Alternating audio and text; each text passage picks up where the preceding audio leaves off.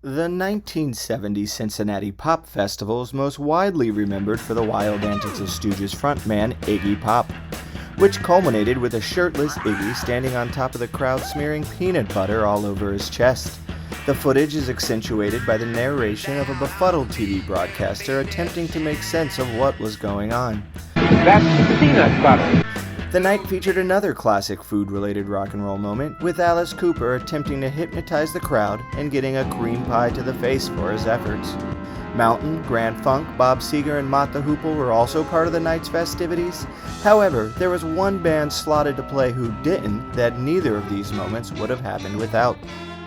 The Retail Simps were booked to play directly after the Stooges and Alice Cooper. However, Simps frontman Joe Chamandi upset members of both the Stooges and Alice Cooper entourage, refusing both bands access to the fridge full of alcohol. Worried they had the eyes on his clearly labeled dinner.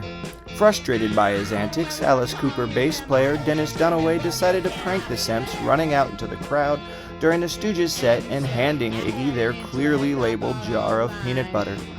While a furious Joe gave Iggy a piece of his mind backstage for not respecting the proper etiquette of a shared fridge, fellow Stooge Scott Ashton decided to up the prank ante, running into the crowd with the cream pie the Simps had also stashed in the fridge and slamming it into Alice's face, making an already upset Joe even more irate.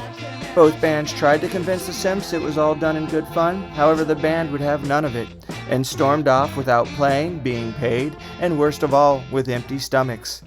After the commercial break, would there have been a Kokomo without the Butthole Surfers? Find out the answer to this question and more when we come back.